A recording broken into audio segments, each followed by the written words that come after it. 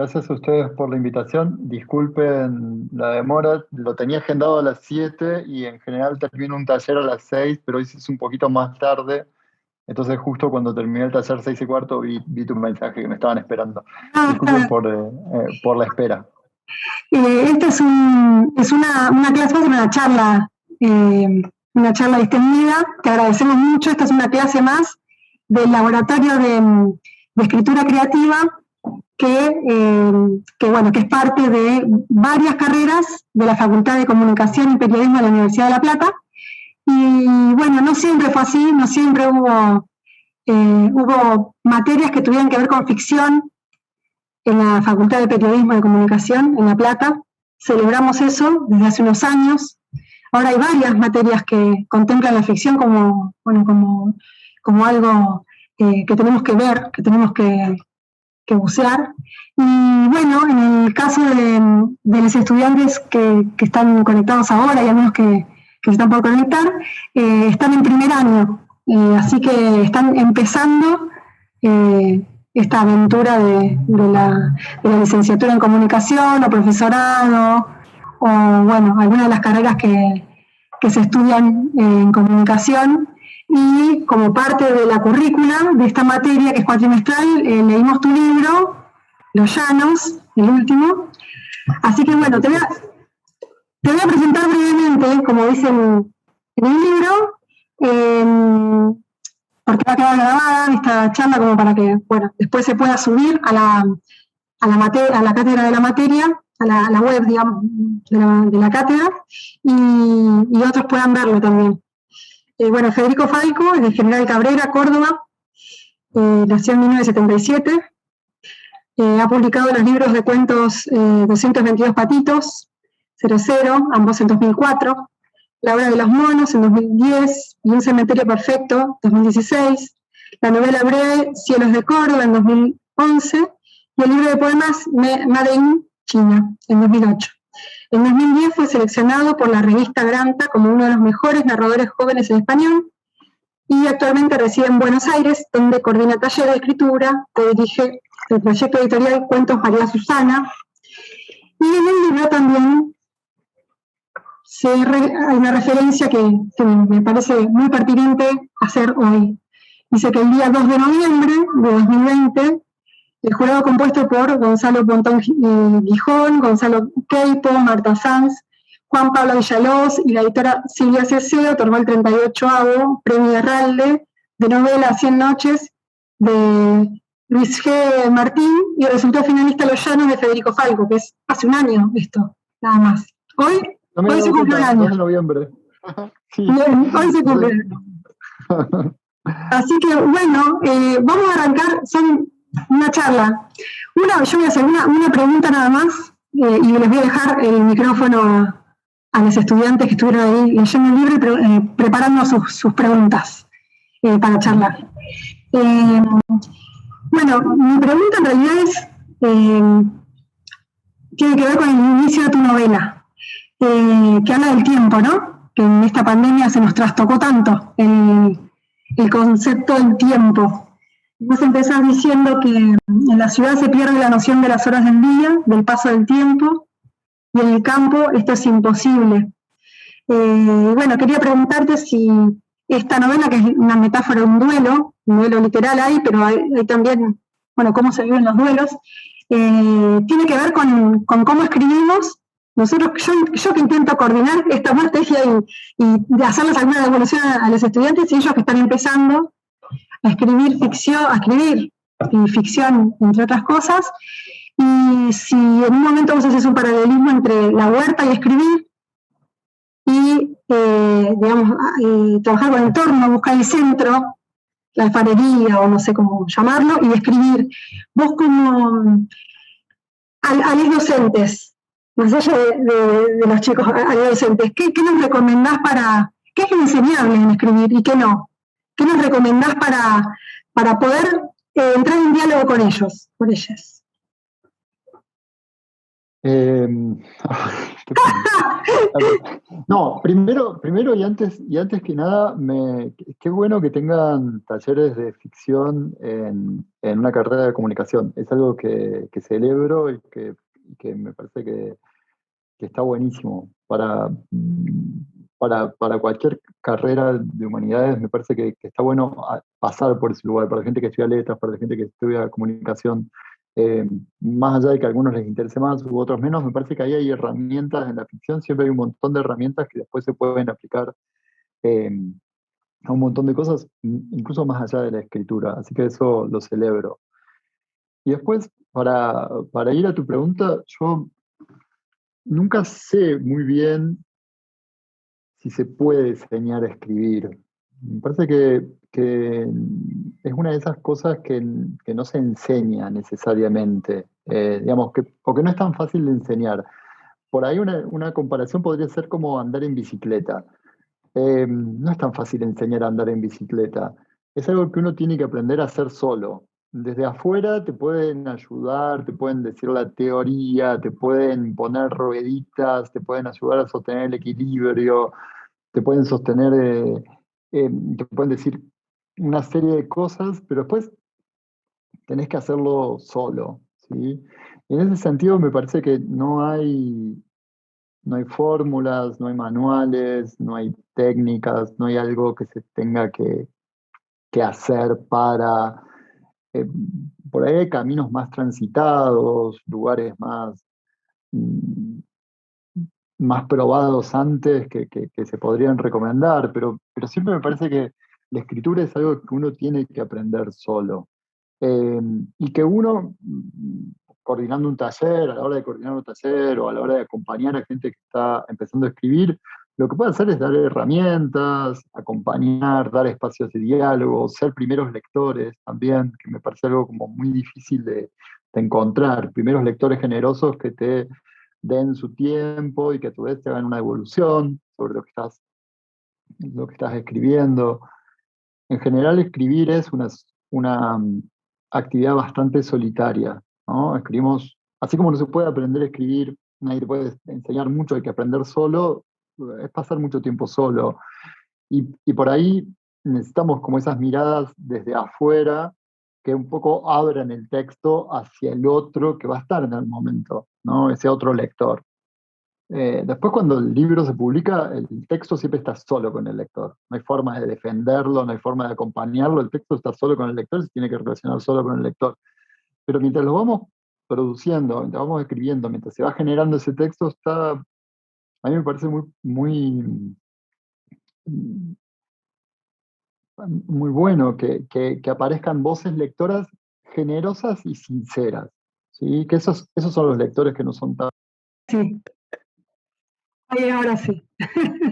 Bueno, Igual decía, no era mi conexión, ¿no? no, Me no, dio no, miedo de que fuera mi conexión. no, fue en Zoom No, que, bueno, la universidad pública se acabó, se acabó. se Está cortó. bien, sí, sí, sí, sí, sí.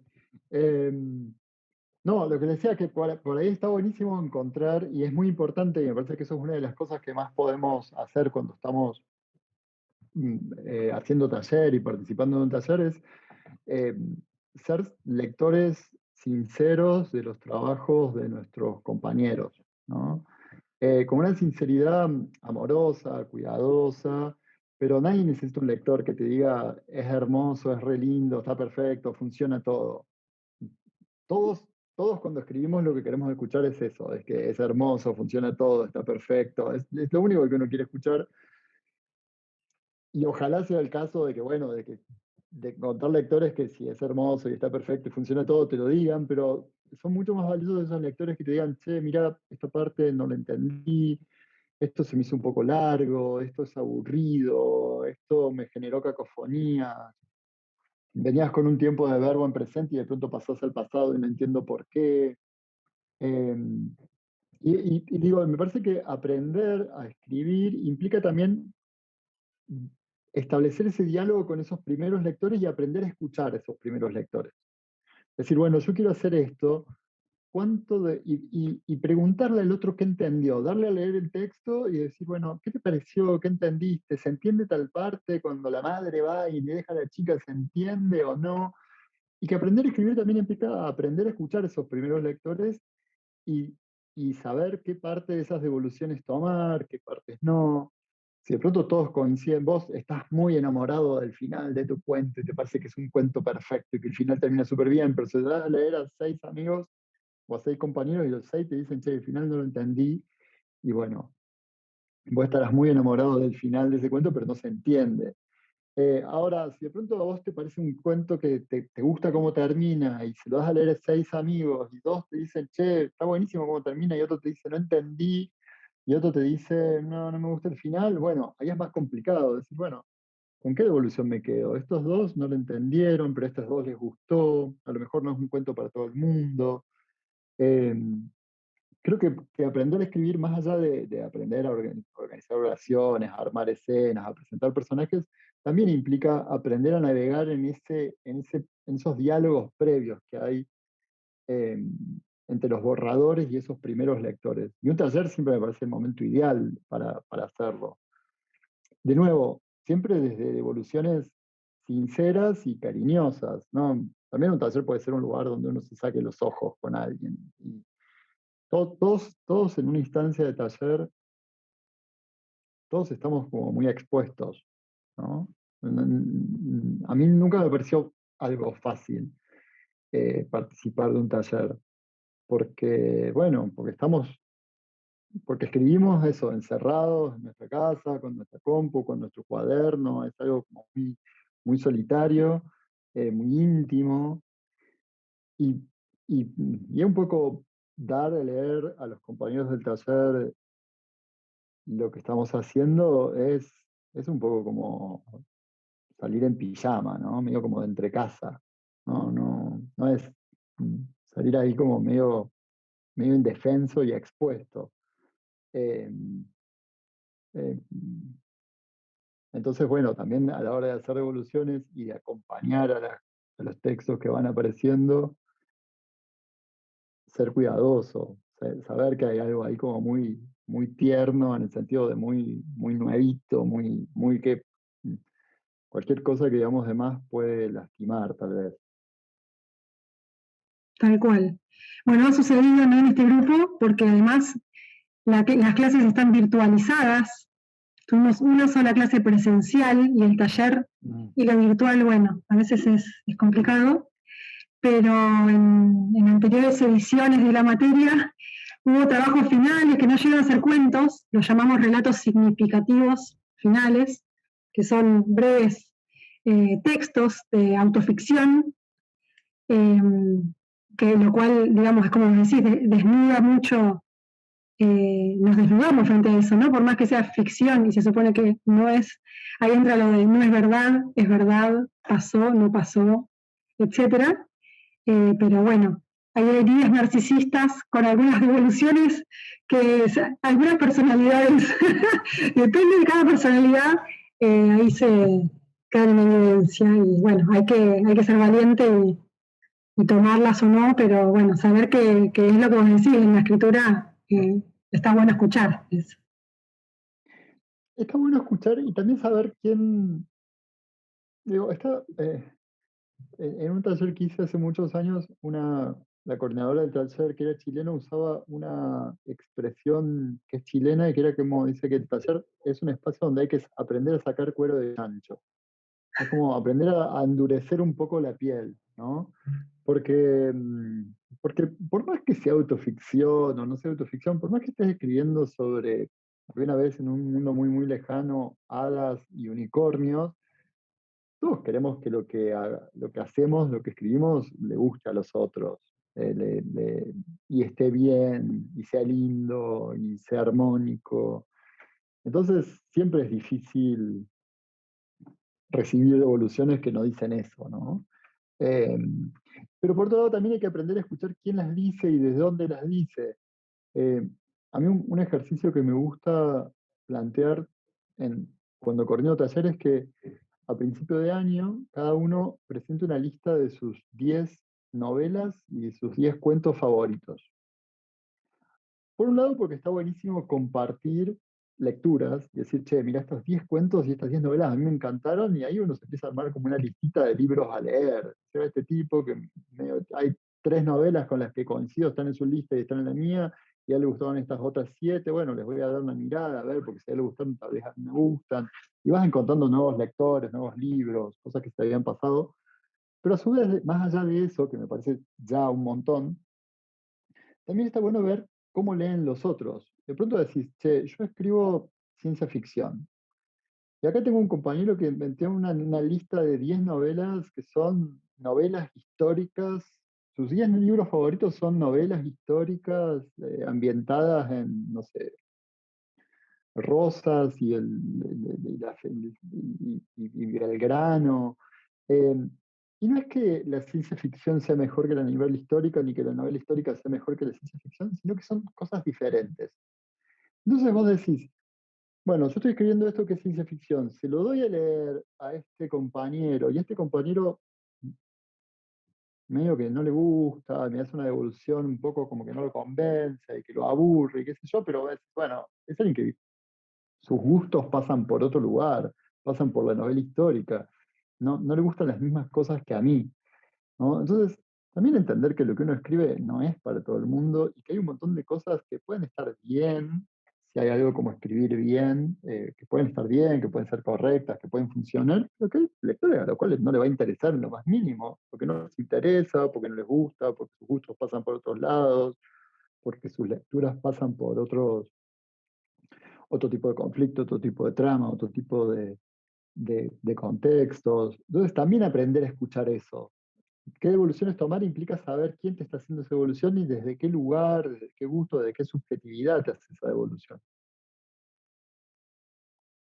Buenísimo. Bueno, yo me quedo con ganas de hacer un montón de preguntas más, pero voy a ser muy generosa y les voy a dar, les voy a dar el micrófono a los chicos que estuvieron preparando ahí, a partir de la lectura de los llanos, algunas preguntas para hacerte, así que no sé quién toma la palabra, Bárbara o no.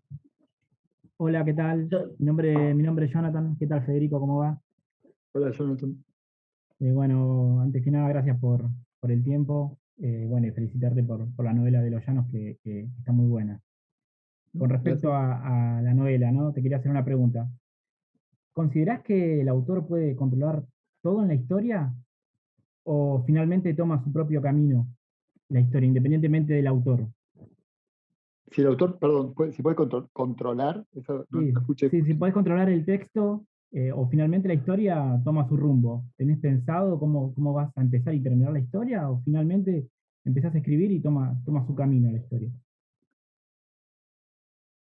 De nuevo, no hay una respuesta correcta para una pregunta así. Creo que lo que está bueno es que cada uno conozca cómo es su propio proceso y su propia manera de escribir. A mí en lo personal me pasan dos cosas. En general, si sé cómo termina lo que estoy escribiendo, no lo escribo, me aburro. No lo sigo escribiendo si sé el final, si sé cómo va a terminar. Eso por un lado, y por otro lado,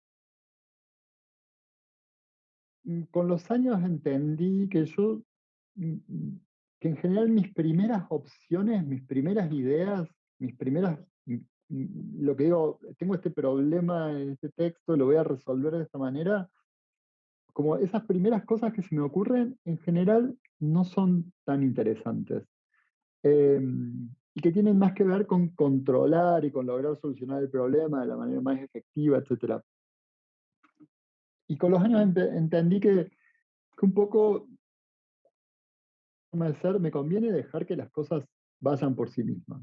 Vamos, que aparezcan, eh, aprovechar los errores que aparecen, las equivocaciones, eso que apareció como algo que no estaba planeado, que apareció como una deriva, aprovecharlo y seguir por ahí y ver a dónde me lleva, ¿no? Si me lleva a los lugares a donde yo quiero ir, implica eso, me va a llevar a lugares a que ya conozco. Si hago lo que, digamos, si el texto lo escribo según el plan que yo tenía en la cabeza, voy a ir a lugares que ya conozco. Todo lo que va pasando en el medio, en general, a mí me parece nutritivo y que me favorece. eso para mi proceso y mi forma de ser. Está bueno que cada uno conozca cómo es la propia forma de escribir y la propia forma de ser cada uno. Hay gente que necesita sí o sí conocer del principio al final todo lo que, como, lo que va a suceder antes de sentarse a escribirlo. Hay gente que necesita planificar un montón. Hay gente que tiene problemas de constancia, de sentarse a escribir todos los días y ser constante, que por ejemplo es algo que a mí no me pasa. Yo, no sé, porque yo me siento todo, digamos, cuando estoy con un proyecto entre manos, me siento todos los días porque me da ganas.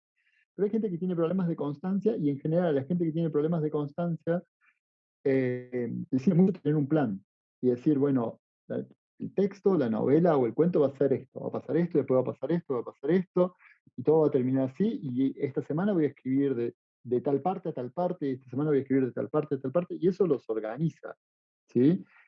Como que hay algo, hay algo de esa cosa más dispersa que los ayuda a organizarse, y por otro lado, si son medios dispersos, seguramente van a ir apareciendo cosas nuevas en el texto solas, pero hay algo de ahí de organizarse. Eh, a mí me sirve eso, no saber cómo termina y un poco dejar, no sé si necesariamente que el texto tome el control, porque también el texto solo no va a tomar el control, el texto es algo que uno está generando. Pero sí dejar aprovechar eso, los errores, las cosas que no tenías planificadas y aparecieron, lo imprevisto, ¿qué pasa si sigo por acá? ¿Qué pasa si voy por esto? Cuando mucho, una de las cosas que yo hago mucho es guardar como.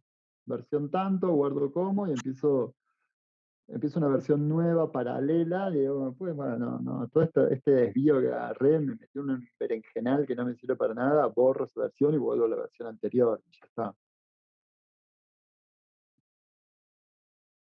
Buenísimo porque te sorprende el texto también, ¿no? Mientras lo escribís, también como que sos un lector a la vez que te sorprende, no sabes lo que va a pasar. Está buenísimo. Un poco eso, sí. O un poco, también una de las cosas que me pasa, me está dando el sol acá, una de las cosas que me pasa es que a veces no es que te sorprende el texto, sino que no escribiste lo que vos querías escribir. Y escribiste otra cosa. Vamos, es que, por ejemplo, estoy escribiendo una escena policial donde el asesino entra y estoy generando toda tensión porque va a matar a no sé quién, la víctima. Y yo en mi cabeza están pasando un montón de cosas que tiene que decir. En mi cabeza suena como la música de Hitchcock. Chan, chan, chan, chan. Lo dejo ahí un par de días. Lo leo 2 días después y es como, ah, no, nada de eso estaba pasando. Lo que yo creí que estaba pasando en el texto no pasaba, no había música de Hitchcock. Y es un señor entrando en una habitación que tiene un cuchillo en la mano, pero que no sabe qué hacer con ese cuchillo. Y de pronto apareció otra cosa.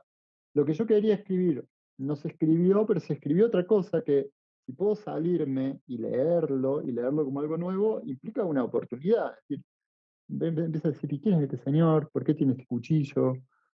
¿Cómo está? ¿Cuál es este clima? ¿Qué va a pasar? Y ahí ya se te abren un montón de posibilidades nuevas, porque lo que querías hacer no funcionó, pero aparece como una especie de plan B de rescate donde otra cosa que no querías hacer sí está pasando en el texto.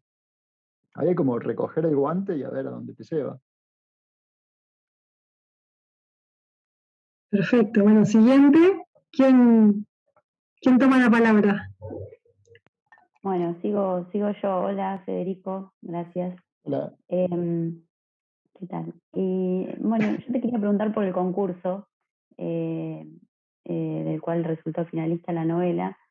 Quería saber por qué elegiste ese de tantos que hay para participar y cómo es el proceso para participar en un certamen así. Sé que están las bases y condiciones, pero digamos, algún consejo para presentar ese tipo de concursos? ¿O es simplemente así escribir algo y mandarlo y ya está? Eh,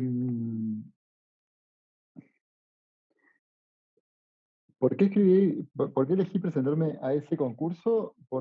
Básicamente porque Anagrama es una editorial que siempre me gustó mucho y además yo como que mm, siempre dije, yo en general escribo cuentos, nunca había escrito una novela o por lo menos una novela tan larga, había escrito una novela más breve y siempre dije, si alguna vez escribo una novela, la voy a mandar al concurso de anagrama, con cero expectativa de ganar, pero no sé, porque no lo puedo mandar porque no tengo textos. Un rayo de sol medio raro. Porque no tengo novela, pero si escribo una novela la voy a mandar. Entonces, medio que la mandé por eso. De hecho, yo tenía mis dudas respecto de la novela. No sabía si podía llegar a interesarles. Nada, bueno, lo mandé. Vi que estaba el concurso, llegaba bien con la fecha de cierre. La novela estaba terminada hace un par de meses. Fue una situación muy rara, es que esta novela yo la terminé, digamos, estaba terminada desde 2019, en algún momento de 2019, pero la última versión, la última ronda de lecturas fue en enero, febrero del 2020. Yo soy muy malo para las fechas, pero si no me equivoco, en marzo empezó la pandemia y ahí estaba esta cosa de, bueno, por un año nadie va a publicar nada, estábamos todos encerrados, eran esos primeros días de pandemia, no sé, y estaba el concurso de anagrama que, si no me equivoco, cerraba en abril. Entonces fue como, bueno, lo mando, porque total este año no va a pasar nada. No, lo mando y para que tenerla acá guardada en un cajón. eh, y por otro lado, ¿cómo es el proceso? Este año fue medio raro, el proceso en general se manda una copia impresa o una o varias copias impresas de acuerdo a las bases, en general con un sobre cerrado donde va tu nombre, digamos, va con un seudónimo y adentro tu nombre real y tus datos. Este año, como estábamos en pandemia, se podía mandar por mail, entonces había que hacer el mismo proceso, como un archivo con la novela y otro archivo aparte, con la plica, digamos, cerrada, con eh, qué nombre real correspondía al seudónimo, bueno, una serie de cosas un poco más enredadas, pero porque era una versión digital, pero no mucho más que eso. Mi consejo, eh, si les interesa participar en concursos, es que lean bien las bases, que traten de eso, si hay número máximo de páginas o número mínimo de páginas, cumplirlo, no. Ahora, con esto de la pandemia, muchos de los concursos se volvieron digitales, pero si no, también participar en un concurso implica eso, imprimir varias copias, pagar el correo, suele ser un gasto. Eh, entonces, tratar de hacer bien las cosas, no gastar toda esa plata, de hacer 3 copias de una novela y después que ni siquiera le llegó a leer nadie porque resulta que a la novela le faltaban 10 páginas o le sobraban 10 páginas de lo que decían las bases. Entonces, leer bien las bases, eh, no sé. Y otra cosa que me parece re importante es olvidarse, como mandar al concurso y olvidarse. Si vas a estar todo el tiempo pensando en eso, la vas a pasar mal. Es como no, mandar en todo caso, agendar en algún lugar un calendario que en tal fecha se más o menos va a saber la resolución y mientras tanto olvidate. Ocupate de otras cosas, trata de no pensar en eso. Federico, pero Bien, vos perfecto, gracias. no lo escribiste la novela para el concurso, ¿no? La novela ya estaba escrita y la enviaste luego. No escribí la novela para el concurso. La novela ya estaba escrita, la fui escribiendo a lo largo de un par de años, por un proceso bastante enredado. Durante mucho tiempo no supe que estaba escribiendo una novela, toda una serie de cosas. Y cuando la terminé, no tenía muy en claro qué hacer con esa novela también. Era como, eh, nada, y estaba el concurso. Sí, sí estaba esta cosa, además que era como, bueno, no es que voy a escribir una novela para mandar a este concurso, sino como estoy escribiendo una novela, la terminé, ¿qué hago con esto? Bueno, la mando a un concurso. La mando a este concurso, además que era un concurso que me gustaba. Bueno, ¿quién más? ¿Quién sigue? Hola Federico, bueno, mi nombre es Luciano y también, como el resto de mis compañeros y compañeras, quería agradecerte por compartir esta riquísima experiencia para nosotros que es fundamental porque nos estamos formando como futuros periodistas. Bueno, gracias también por ese regalo que es la creación de ese hijo, que es el libro, ¿no es cierto? Y porque seguramente en esa sonrisa está manifestado esto de la paternidad, de ser un hijo y todo lo que conlleva, ¿no es cierto? La consulta es, bueno, leyendo y haciendo una relectura del libro, en la novela lo que noto es que hay mucha información sobre la agricultura, ¿no es cierto? Qué plantar, qué cosechar, bueno, durante qué meses y qué lunas, sobre todo. Eh, la duda que despierta en mí, y seguramente también en el resto de mis compañeros y compañeras, y el resto de los lectores, es si son conocimientos que ya tenías incorporados o si vos tuviste que hacer todo un trabajo de investigación para poder volcarlo en los llanos. Eh, no, a ver, no hay mucho. En general, no escribo, no investigo mucho para escribir. En general escribo sobre cosas que un poco ya sé, que ya conozco, o que me dan curiosidad en la vida y que después termino escribiendo sobre eso porque, no sé, porque de curioso terminé averiguando un montón de cosas sobre algo, un tema en particular. En el caso de la huerta es algo que a mí me gusta mucho. Me gusta hacer huerta, hice huerta con mis abuelos cuando era chico, me gusta. En el momento en que estaba escribiendo la novela, tenía una huerta y a su vez ayudaba a un par de amigos que tenían huertas. Entonces, nada, es como un tema que me interesaba, investigaba cosas, pero me investigaba porque me daban ganas de investigar sobre eso, no necesariamente para escribir, la escritura vino un poco después. En general, yo creo, creo mucho en esa, digamos, una de las cosas que me pasa es que soy bastante curioso y cuando algo me genera curiosidad, ya aprendí que es mejor seguir por ahí, investigar, ver a dónde me lleva, ver por qué me genera curiosidad y que después tal vez de ahí algo de eso termina en la escritura. Y bienvenido sea, a lo mejor no, nada de eso termina en la escritura y nada, simplemente era una curiosidad y seguir ese deseo de la curiosidad. Yo funciono más bien así, como siguiendo mi propia curiosidad y después escribiendo. Es muy raro que se me ocurra escribir sobre algo que no sé y que tengo que ir a investigar. Para mí es al revés. Hay como una curiosidad, me empiezo a investigar un tema, un mundo, una serie de algo, un tipo de personajes o algo, y eso me da ganas de escribir. Eh, Acá eso, la huerta era algo que me gustaba y que me gusta mucho y me daba ganas de escribir. Entonces, después sí terminé investigando un poco porque, bueno, había cosas, mm, no es lo mismo hacer huerta en la provincia de Buenos Aires que hacer huerta en Córdoba, entonces había cosas como que había que ajustar al calendario, ciertas cositas, como, pero era fue más a la hora de revisar que a la hora de escribir la novela en sí. O por ahí cosas con la fauna, por ahí tenía escenas que me gustaban, donde aparecían determinados pájaros, pero esa escena yo la quería usar en el mes de julio, entonces era como, bueno, investigar en el mes de julio están estos pájaros o migran a algún lado, se pueden ver o no, hay patos o no hay patos en julio, ese tipo de cosas, pero más como chequear para que no hicieran ruido. Perfecto, Federico, es entendible entonces que es la creatividad, el disparador, y luego se busca dar una respuesta desde lo técnico, no así lo técnico que sea el disparador de qué voy a escribir en base a este tecnicismo o a esto técnico. Sí, pero eso depende de cada uno. A mí me parece que es importante que cada uno sepa qué le da ganas de escribir. O qué le da ganas de hacer, o qué le da ganas de crear. Ahora estamos hablando de escribir, pero podría ser cualquier cosa. Eh, Hay gente que por ahí se engancha más a partir de lo técnico y las ganas vienen a partir de lo técnico. Hay gente que se engancha con el proceso, hay gente que, no sé, cada uno es diferente.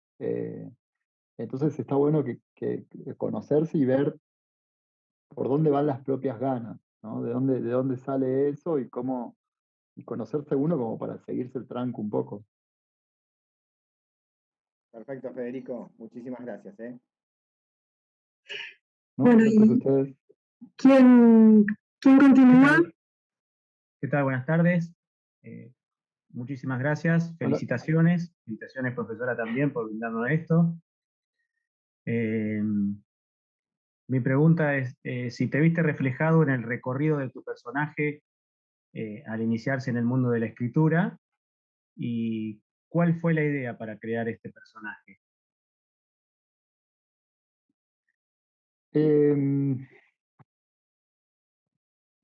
Qué pregunta complicada. No sé si hubo una idea al principio. Eh, Esta novela empezó más como una serie de notas y de hecho no había un personaje. Hubo que después inventar un personaje para poder sostener todas esas notas y toda esa estructura que ya estaba. Eh, eh, el personaje se parece en muchas cosas a mí y en otras cosas no se parece tanto. Una de las cosas en las que menos se parece es justamente en el proceso que hace respecto a la escritura en sí. Eh, porque supuestamente al principio de la novela el personaje está como en medio de una crisis de escritura y no puede escribir porque dejó de creer como en los relatos, en la idea de los relatos. Que eso fue algo que nunca me pasó, en realidad, nunca dejé de escribir. Cada tanto tengo mini crisis de escritura y que me peleo con lo que estoy haciendo o me pierdo, pero nunca estuve como en un bloqueo de mucho tiempo sin escribir. Puedo estar perdido de que no sé qué estoy escribiendo, estar perdido de que no sé qué me da ganas de escribir ahora, pero mientras tanto sigo haciendo cosas. Y en ese sentido no me sentía tan reflejado. Yo lo que pensaba para el personaje ahí era como que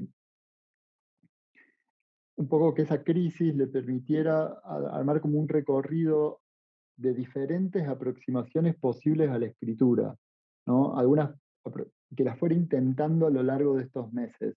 Algunas tenían que ver con una escritura de relato, que se le había caído, que estaba en crisis, ya no creía más en esas escrituras, en esas estructuras de primer acto, segundo acto, tercer acto, trama, tensión, eso ya no era, pero qué posibilidades había de reemplazar esa escritura. Entonces, por un momento se aproxima a una escritura que yo pensaba como más abstracta, como fuegos artificiales sin sentido. Piensa si se podría escribir un cuento que no tuviera sentido, que fuera solamente fuegos artificiales. Y después termina encontrando sobre el final como una escritura más desde la práctica, casi desde lo performático, la escritura casi como un registro de la vida, ¿no? Que un poco termina siendo como el nudo que se le arma al final. Era más como encontrar eso, como qué posibles formas de escritura hay que no fueran necesariamente las escrituras más de trama o de estructura, y hacerlo o pasar o explorar por esas diferentes posibilidades. Hay cosas que yo nunca hice. Sí me pregunto cómo sería escribir un cuento, como fue un cuento abstracto, digamos. ¿Cómo se puede escribir un cuento abstracto? Pero la verdad es que nunca lo intenté. Me gusta pensarlo como desafío teórico casi, pero nunca me senté a hacerlo. Bárbaro, bárbaro. Me gustó mucho el lenguaje, ese lenguaje de gente o sea, de la cultura del interior, de la cultura del campo, y junto a a todo lo que describiste, los sonidos de todo, porque de la misma naturaleza. Así que la verdad que estuvo muy bueno. Muchas felicitaciones. Muchas gracias. Me alegro que les haya gustado. Bueno, creo que no hay ninguna más, ¿o sí? ¿Me olvido de alguna? No. Bueno, vamos a cerrar esta charla. Primero agradeciéndole a Federico su tiempo, y después quiero leer dos frases finales de la novela como para darle cierre, que justamente dice, en septiembre, el mes de septiembre, lo más difícil son los finales, dice David Ward. Siempre es difícil despedirse de alguien que se quiso mucho, y nosotros leímos con mucho amor tu novela. Y amar las formas, amar los finales, dice Luis Gluck. Así que la verdad es que estamos en eso, tratando de escribir. Están ellos y ellas mandándome los relatos finales, así que están en ese proceso. Por eso también es tan interesante haber leído tu novela. Y ahora que nos enteramos que la escribiste bastante antes que la pandemia, bueno, es como premonitoria, ¿no? Es a ver si te bancás el llano metete dentro de la casa y así la huerta, un dueño de nosotros mismos. Así que, bueno, estamos todos en eso. Te agradecemos muchísimo, Federico, y disculpa este malentendido caótico de los horarios, pero bueno, fue muy linda esta charla. No, bueno, gracias, muchas gracias. Discúlpenme ustedes la demora. Había agendado mal y muchas gracias por leer, muchas gracias por prestarle atención al libro, gracias por las preguntas, ojalá haya servido y nada, suerte a todos con lo que tienen entre manos, esos textos que tienen entre manos. Paciencia y constancia y estar ahí y ojalá salgan cosas que les gusten a ustedes y que les den ganas de seguir escribiendo. Bueno, hasta la próxima entonces. Gracias, Federico. Nos vemos con el resto, nos leemos. Hasta luego. Chao.